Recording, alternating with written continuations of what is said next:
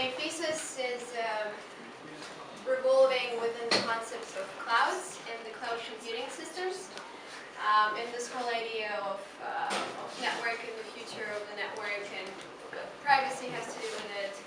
And I spent the last year studying those concepts, the concepts of privacy, transparency, how the internet works, and but the cloud and the concept of the cloud was something that was very inspirational to me. So this whole project is called The Clouds to Come.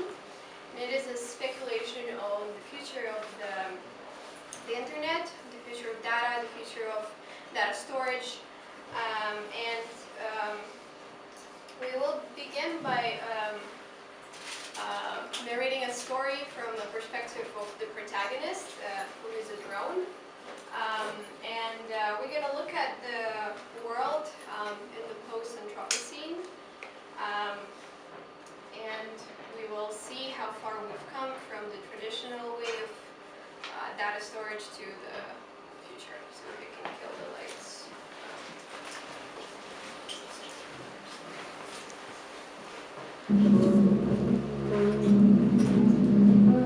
So how about a cruise?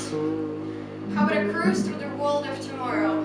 The clouds of infinite computational power.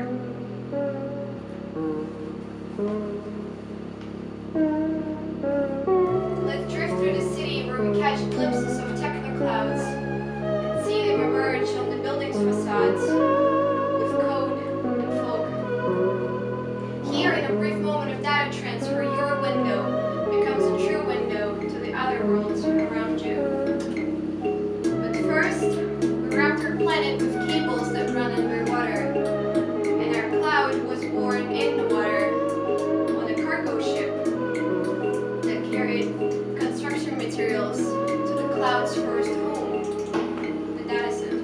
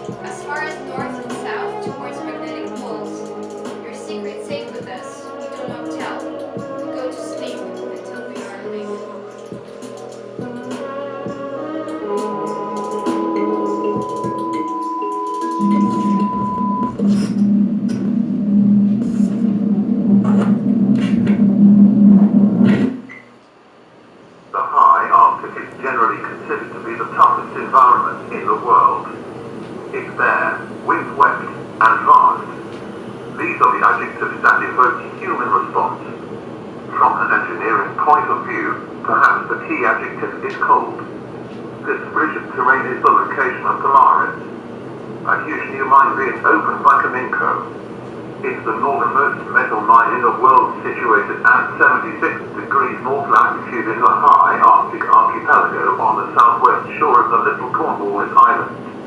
About 80 miles from the magnetic pole and 60 miles from Resolute Bay, the main transport hub. While this may be a mine now, we know that the resources are limited and one day humans will abandon this site. And who knows what will be there after us. Perhaps we should revisit Little Cornwall and finally stay 40 years and see for ourselves. Wouldn't this be a wonderful idea?